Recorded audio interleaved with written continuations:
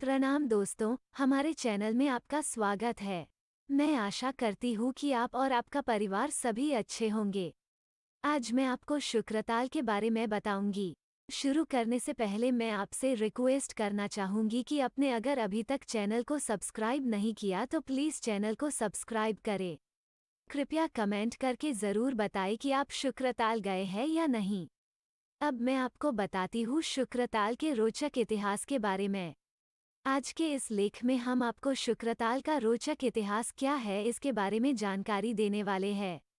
बहुत कम लोग ही ऐसे होंगे जिन्हें शुक्रताल के बारे में जानकारी होगी, और कुछ लोग तो ऐसे भी होंगे जिन्हें यह भी नहीं पता होगा कि आखिर शुक्रताल क्या है। तो सबसे पहले हम आपको यह बता देते हैं कि आखिर शुक्रताल क्या है और उसके बाद आप सभी लोगों को शुक्रताल का इतिहास बताएंगे। तो चलिए अब जानते हैं कि शुक्रताल क्या होता है। शुक्रताल एक धार्मिक तीर्थ स्थल है जो कि उत्तर प्रदेश मुजफ्फरनगर में स्थित है। जैसा कि आप सभी लोग जानते ही हैं कि प्राचीन काल से ही हमारे देश में धार्मिक तीर्थ स्थलों के प्रति लोगों की श्रद्धा और भावना जुड़ी हुई है। आपको जानकर हैरानी होगी कि ऐसा भी कहा जाता है कि इस तीर्थ स्थल की कहानी महाभारत से भी जुड़ी हुई है।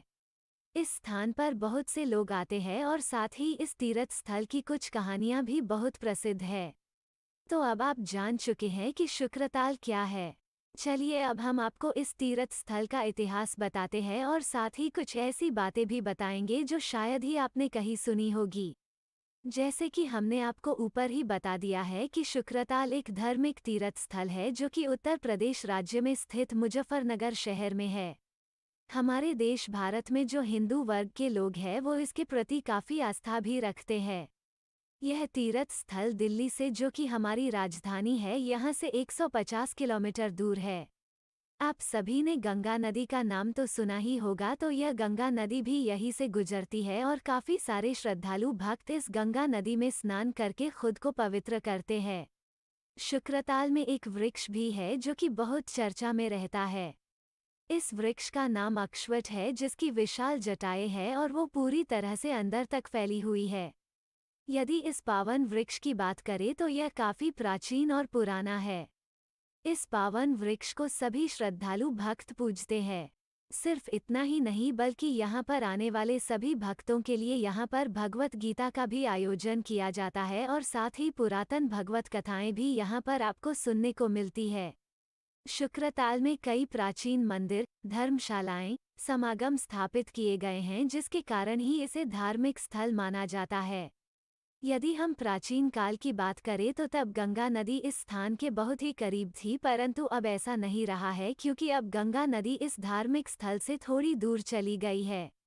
यदि आप इस धार्मिक स्थल पर जाते हैं और आपको किसी भी मंदिर का दर्शन करना हो तो आपको कई सारी सीढ़ियाँ चढ़नी पड़ती है। बिना सीढ़ियाँ चढ़े आप मंदिर के दर्शन और पूजा पाठ नहीं कर सकते हैं। अब मैं आपको शुक्रताल की धार्मिक कथाओं के बारे में बताती हूँ। शुक्रताल की कुछ धार्मिक कथाएं भी है जो कि बहुत प्रसिद्ध है।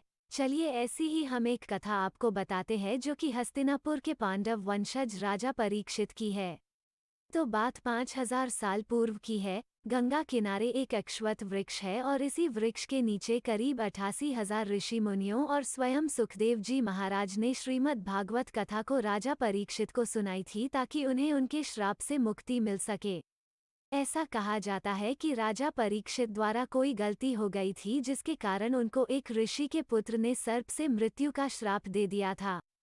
इसी श्राप की मुक्ति दिलाने के लिए 88,000 ऋषि मुनियों ने श्रीमद् भागवत कथा को सुनाया था और राजा परीक्षित को मुक्ति दिलाई थी।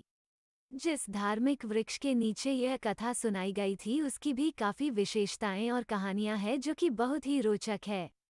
चलिए इस धार्मिक वृक्ष के बारे में हम आपको कुछ जानकारी देते हैं। धार्मिक वट वृक्ष की कथा क्या है?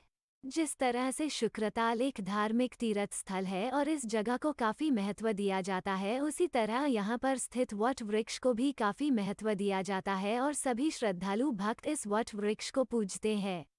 इस वृक्ष की भी एक बहुत खास बात है जिसके कारण यह वृक्ष हमेशा चर्चा में रहता है, और वो यह है कि जब सभी वृक्षों के पत्ते सूखकर जमीन पर गिरने लगते हैं तब भी यह वृक्ष हरा भरा रहता है। इसका अर्थ यह है कि इस वृक्ष के पत्ते कभी सूखते ही नहीं है।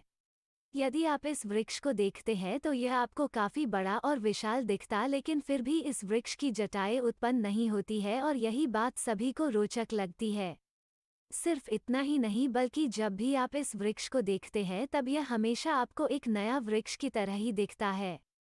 यदि आप इस वृक्ष से थोड़ा दूर तक जाते हैं तो इसी वृक्ष के पास आपको एक कुआं भी दिखेगा, और इस कुएं के बारे में ऐसा भी कहा जाता है कि यह कुआं पांडव काल से यहाँ पर स्थित है। यहाँ पर जो लोग रहते हैं उनका कहना तो यह भी है कि यदि आप इस वृक्ष को धागा बांधकर अपनी कोई मनोकामना मांगते हैं तो वो अवश्य पूरी होती है। इस जगह की इतनी चर्चा होने के बाद भी बहुत से लोग ऐसे हैं जिन्हें इस तीर्थ स्थल के बारे में कुछ भी जानकारी नहीं है। परंतु अब आपको इस जगह के बारे में जानकारी प्राप्त हो चुकी है और आपको इस जगह पर एक बार अवश्य जाना चाहिए। तो आज आपको शुक्रताल क्या है और उसका इतिहास क्या है, इसके बारे में विस्तार से जानकारी दी है। मैं आशा करती हूँ कि आज वीडियो आपको पसंद आया होगा।